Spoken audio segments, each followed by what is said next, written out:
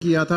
आप अगर उस वक्त के दूध के रेट उठाइए जो आंचल लेता था, वो वेरिंग बिटवीन 34 to 36 रुपीज थे प्रति litre, depending on SNF and fat. और जब वो SNF और फैट आप कम होता था, क्योंकि गाय के दूध में नहीं मिलता है इतना फैट और SNF, तो वो रेट पड़ता था 22-23 रुपए का प्रति लीटर, कम हो जाता था। हाँ। तो आज के दिन आप एवरेज रेट उठाएंगे तो हमारा 44 से 48 रुपीज के बीच का रेट उनका है। भी दाम बढ़ गया है, जो बढ़े, ऑब्वियस बढ़ा है। उससे हमें को फायदा हुआ क्योंकि हमारा टेक्निकली दूध की जो प्रोक्योरमेंट है आंचल की, वो बढ़ी। आंचल का दूसरा मेरा माइंडसेट क्या था कि आंचल जब मैंने ज्वाइन किया था तो सिर्फ दूध में डील करता था, लेकिन मैं चाहता था कि आंचल जैसे अमूल है, आनंदा है, वर्का है, मदर डेयरी है, they are not just into milk, वो डाइवर्सिफाइड प्रोडक्ट्स में भी हैं।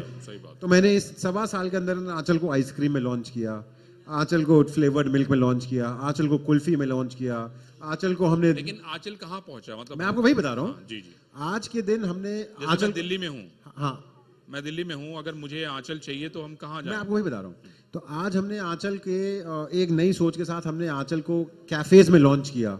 हमारी सोच ये थी कि जितने भी पब्लिक स्पेसेस हैं, जितने भी DM ऑफिसेज हैं, हमारे बस अड्डे हैं, रेलवे स्टेशन है, मेडिकल कॉलेजेस हैं, हॉस्पिटल्स हैं सरकारी, ये सारा काम हमने सरकार के साथ किया ताकि हमको किसी को रेंट पे नहीं करना पड़े।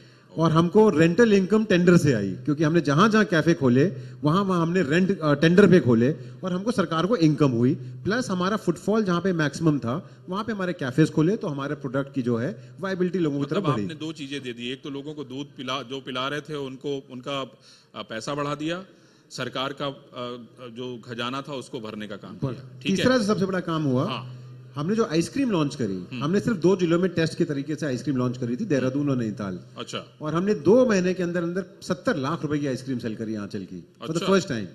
और उसके साथ हमें बेनिफिट क्या हुआ कि आज जब हमने आंचल कैफे खोला तो उसमें flavoured milk, kulfi, ice cream, thick shakes, हमारा दूध के प्रोडक्ट्स, जब उसको हमने चलाना शुरू किया तो आज आंचल की ये स्थिति कि हमारा दूध का प्रोक्योरमेंट बढ़ गया, हमारी आंचल की क्वालिटी बढ़ गई और हमारा जो एवरेज प्रोक्योरमेंट हम करते थे फार्मर से, दैट इज गॉन अप।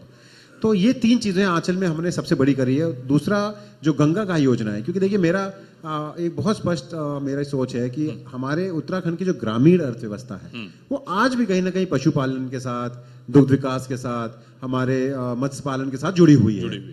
पर पहाड़ों में हमारी कोई बहुत बड़ी इंडस्ट्रीज नहीं है, तो ये उनका रोज का काम है। तो हमने आंचल के गंगा गाय योजना चलती थी, जिसके अंदर कर हम 3 और 5 गाय देते थे। अब है क्या जी, मैंने जब ये विभाग ज्वाइन किया तो मुझे कोई एक्सपीरियंस नहीं था इस विभाग का। मैं जीवन भर स्पोर्ट्स में रहा हूँ, मैंने भारत को देश में को रिप्रेजेंट किया दूसरे कंट्रीज में, तो मुझे लगा था कि मुझे कहीं ना कहीं स्पोर्ट्स में भेजा जाएगा जी। बट जब मुझे दूध और उसका काम दिया गया, नहीं, राजनीति इसीलिए कहते हैं ना कि राजनीति में साला खेल हो जाता है, पता नहीं चलता है ना। तो मैंने अधिकारियों के साथ बैठता था, मुझे एक्सपीरियंस नहीं था, तो जो भी वो समझाते थे मुझे लगता था यही सही होगा। लेकिन फिर धीरे धीरे मैंने एक प्रोग्राम शुरू किया, सरकार आपके द्वार।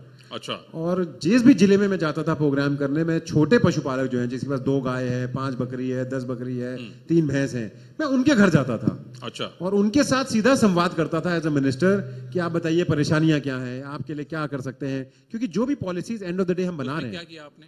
मैं आपको बता रहा हूँ। तो जब मैं पहाड़ों में गया तो वहाँ पे लोगों ने एक बात बताई कि जो आपकी गंगा गाय योजना है उसमें हमको 3 और 5 गाय मिलती हैं, हमको उसमें इतनी जगह नहीं होती पहाड़ों में कि हम 3 या 5 गाय रखें, हमको 2 गाय दे दीजिए, हमको 2 भैंस दे दीजिए, हमारे पास भैंस की व्यवस्था नहीं। नियम था कि आप 3 लेंगे, 3 या 5। ओके। तो फिर मैंने कैबिनेट में लाके पॉलिसी बदलवाई, हमने गंगा गाय योजना में अब 2 गाय भी दे दी, 3 गाय भी दे दी, 5 थी, और उसके साथ साथ 2 भैंस का प्रावधान भी कर दिया। सबसे बड़ा काम जो हमने किया, जो पर्वतीय क्षेत्रों से फीडबैक मुझको आया जब तराई और पर्वतीय क्षेत्रों में मैं सरकार आपके द्वार के प्रोग्राम में गया, उन्होंने कहा कि जो आपकी सब्सिडी है वो बहुत कम है। तो गरीब व्यक्ति जो है, पहाड़ का व्यक्ति है, गरीब दुर्गम क्षेत्र में जो बैठे लोग हैं, वो उसको अफोर्ड नहीं कर पा रहे थे। 33% SC/ST समाज के और महिला के समाज की सब्सिडी थी और 25% जनरल समाज की सब्सिडी थी। मैंने उस 33% की सब्सिडी को बढ़ा के 75% करने का काम किया फॉर SC/ST एंड महिला, और जो जनरल समाज की सब्सिडी 25% थी उसको हमने 50% करने का काम किया। बहुत बढ़िया। भूसे का रेट, अभी सारे हमारे यहाँ पर किसान भाई लोग बैठे हैं। नहीं, अभी हम लोग आते हैं, पहले अब आपकी अच्छी मैं उसी पे बात कर रहा हूँ। हाँ। इसी ये हाँ, उसी पे है। प्लीज। भूसे के रेट पे 16 रुपए प्रति क्विंटल रेट पहुंच गया था जिस दिन मैंने ज्वाइनिंग करी थी एज मिनिस्टर। सारे पशुपालक नाराज थे, सारे पशुपालक परेशान थे, कैसे वो फीड करेंगे, कैसे वो अपने जानवरों को रख पाएंगे। खिलाएंगे। उत्तराखंड सरकार पहली सरकार बनी जिसने भूसे पे 50% सब्सिडी देने का काम किया। 50%। 50% सब्सिडी। उत्तराखंड पहली सरकार बनी जिसने कि SC ST महिला और गंगा गाय योजना में 75% सब्सिडी देने का काम किया। हमने मिनरल मिक्सचर हो, हमने कैल्शियम हो, सब पे 50% सब्सिडी देने का काम किया। बहुत बढ़िया। तो एक कोशिश की हमने कि एक राहत का एक स्टेप ऐसा दिया जाए जिससे राहत मिल सके। भाई देखिए ऐसा है कि सौरभ की बातें हमने सुनी, ताली तो बजाइए यार, आप लोग बड़े सुस्त हैं यार, इतना